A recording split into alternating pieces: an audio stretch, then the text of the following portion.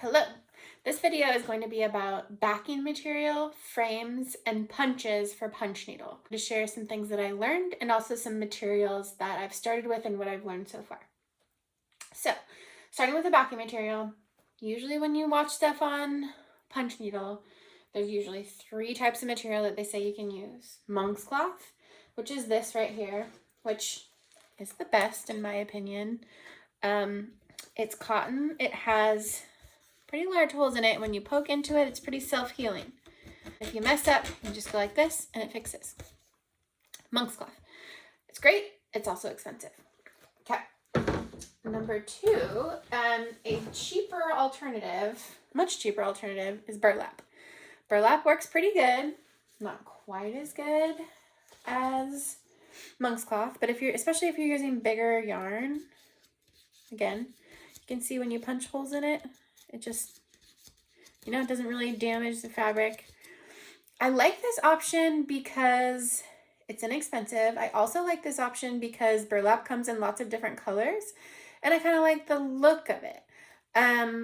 Now, if you're watching stuff on like traditional punch needle or rug hooking, they'll say don't use burlap because burlap will disintegrate after time. Well, it will disintegrate after 100 years. I guess if you're into making modern things, it's not an issue. For me, burlap is a good option, especially when you're starting. Okay, and then also I wanted to talk about some alternatives that I've kind of been exploring. And I'll show you a couple of those. Okay, a couple alternatives. I'm big into thrifting. I'm big into reuse. And I thought, well, the biggest thing with backing material is that you need material that's going to kind of self-heal. Linen is also a material that a lot of punch needle people and rug hooking people use. Linen can also be expensive when it's high quality, so it doesn't really help the whole economical thing. This is an old curtain that I found at Goodwill. It's linen, it has holes in it. You can see the grain's pretty big. It works great. This was, I think, $3.99 for a big curtain panel of it at Goodwill.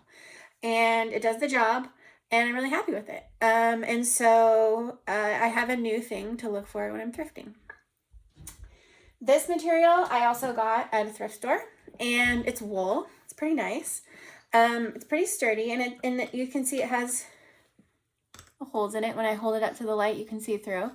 And it works great. I bring those 2 options up to say, be creative with, once you kind of figure out the feel of monk's cloth, what you like about different backing materials, you can kind of explore. And I don't hear a lot of other people talking about that, but you don't have to use the traditional expensive backing materials. There's more options for you. Now I'll talk about frames. So the easiest frame to start with is just the embroidery hoop. They come in plastic, they come in wood, they come in all different shapes and sizes. They're affordable. It's a great option when you're first starting out. A lot of people will make their designs and keep them in the hoop. You probably see that a lot on Etsy. It's not necessarily my aesthetic, but it works. And the nice thing about it is it's easy to move around when you're punching. You can move it all different directions. It's not too bulky. You do have to, the most important thing with your backing material is that it's taut, that it's really tight. With the hoops, I find you have to kind of adjust a lot and make sure that it's tight. I don't really like that part of it. But again, it's a good place to start. I wanted to mention one more thing actually about the backing material. Is that I got this to show as an example. This is an embroidery backing, but it's a lot, sometimes embroidery backing are kind of stiff. This is a lot more flexible. But you can see with the embroidery backing, when I try to punch into it, it doesn't go. There's no give. And when I do punch into it, it leaves a hole. So this is why embroidery backing, it doesn't work for punch needle. So don't try that. Or do try it and see that it doesn't work. Okay, back to the frames. So hoops are a good option. What I started with, because I wanted to make bigger pieces that wouldn't fit in the hoop size that I had, I used carpet tack on just a basic frame, which looks like this. So I think this frame is about 20 by 30 maybe. Maybe that's a little bit, 20 by 24. And you can buy carpet tack from Home Depot, any hardware store. You can actually just use an actual picture frame and put carpet tack on it. The nice thing about that is it's inexpensive, and then you can, try lots of different sizes. I've used this a couple times. Some people put like a pool noodle or some other fabric over these grippers when you're using it, because the grippers, they hurt. They're like little tacks, and I found when I'm using it, I keep poking myself over and over, and it's not really that pleasant. So this is a great starter option. If you get into punch needle and you really like it, I suggest getting a frame with grippers. So I was lucky enough to find like a lot of a bunch of someone's old stuff. So I got these 2 frames that are awesome. You can get them on eBay, Facebook Marketplace. This is like this. I actually got this on Mercari. But this is a frame that is traditionally used by rug hookers. So punching, you punch down. Hooking, you bring the yarn or the material up. So it's a little bit different. That's why there's like this base here so you can go under. But these are grippers. So grippers are just, it's like little combs basically. And they're not that sharp to the touch. They kind of fold around the frame. They really grip your fabric on the frame really nicely and get it really tight. This frame over here that I have, that is my absolute favorite.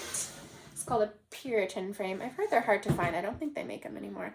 But it has these little things here to tighten it. And this is awesome. It's my favorite frame. It also has a little stand. So this is what I use.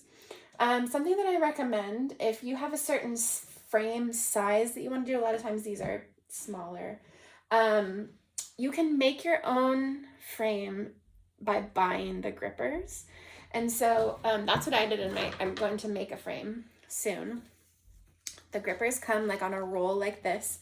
I think they come, the longest I've seen them is in 40 inches. I got this from thewoolery.com, and it was $26 for 40 inches, which is pretty pricey, because if I wanted to make a decent sized frame, I'd need 3 or 4 of these. So that's like $100 right there on just the tack strip. So it's an investment. The tack strip, it makes a big difference, and you'll fold it over the edges of your frame. So anyways, this is an option if you get into it and you really like it and you want to custom make a frame. Okay, so that's frames. There's also there's a standing frame that's larger. Lots of different other frame options, but these are some good places to start. But the most important thing again is that your material is tight, because you want your material to be tight so the yarn will stay when you punch. Okay, so that covers the backing material and frames, just a really quick overview. And then now I'm going to talk about the punch needles. So when I first got started and I started looking up YouTube stuff, and I just kept seeing Amy Oxford. This is the Oxford's punch needle. I got a number 10, which is the largest one, I believe. It's pretty big. This is what it looks like. It's really simple, but they're not cheap. They're in the $30 range, $40 range. But you know what? I recommend it. It's great. I also got this knockoff version. They look very similar. This is just a smaller needle. You can see this one is bigger. This one holds thicker yarns or like multiple pieces, and this is just like maybe a normal size piece of yarn. The knockoff version, I can't really exactly tell you why. It's just not as good, and it's not the same. The metal's cheaper. The wood doesn't feel as good. It's just not made as well. It doesn't work as well to me. So there's just something magic about the Oxford punch needle. And I did get to watch some videos on Amy Oxford and her history of punch needling and her history in it. And she tends to be more of a traditional punch needle rug maker. And I'm really kind of more interested in getting different textures and different effects. So she might not be the, like, you know, best person for that kind of stuff. But when it comes to basic punch needling, this is going to be something that's easy to start with. Another thing that I really love about it is I don't need another tool to thread it, which for me, if I need another tool and it's going to take that extra step, it's just going to be one more deterrent for me. So this is just so easy and I love it because of that. And for more of like embroidery, it's a lot smaller. It comes with a couple different heads. You can see the way that you thread it is you put it in the end and you have to take this little tiny threading needle and go all the way. Anyways, I couldn't even figure out how to thread this, but I just think that it's not a good design. So probably not gonna use this one. Pretty sure it's from China. I got it on Etsy. Okay. And another option is this one, again, for embroidery floss or like a smaller thread. This is from Michael's, I believe. Same thing. Threading it was really hard and I'm just not a fan. I don't like it. Probably won't use it again. The reason that I found these is because I read this book by Gloria Klaus, and I'm going to do a whole separate YouTube video on her. Anyway, she's so inspiring. And she used two tools. She used this and she used a speed needle, which I ended up getting from Etsy. I just got it in the mail the other day. Anyways, on to this. This is a Columbia Luxe Deluxe needle. This is 100 years old. This is what the ladies used to make rugs with, and men, but probably in that day most ladies made them. And I love it, and I don't think I can find anything else that I like better. It's so exciting, and I'll tell you why. It comes with a bunch of different sizes. They range from like size 2 to 0 to 00. Anyway, size 2 is the biggest one. This would be like a number 10. And then down onto smaller ones, and down onto like embroidery size. So anyways, depending on the size of thread and how many threads you want to put in, you can switch these out.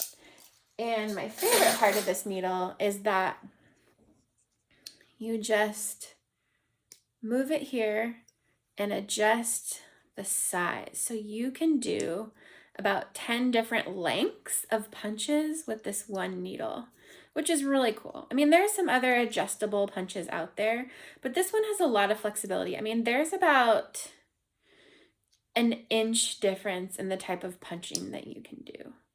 And so I got 2 of these. I found one of them on eBay, one of them on Etsy. I saw one on Etsy the other day selling for $90, which is a lot, which is ridiculous. I think I got mine for like 20. And I have 2 of them because I love them. Okay, so there's my overviews on punch needles. There's so much more to say about them, but that's what I got for now. And I just want to show you how easy this is to thread. Like, I don't want to have I don't want to need an extra threader. I know that that's like pretty basic, but I just like to do it with my hands. So this one, I can just do it like that. And you just pull a little bit, get it through the little slot, and that's all. It's so easy to thread. So I'll just show you. I'm going to do a different video on actually how to do it, because this is just on the supplies, but I'll just show you how great it is. Then you just punch away. And you can see on the back, there's your loops right there. So anyways, that's my overview on backing, punch needles, and frames.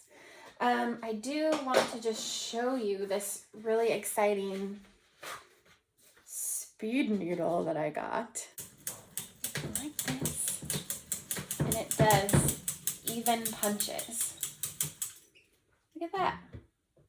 So cool. I'm really excited to use this more and to explore a little bit more with this.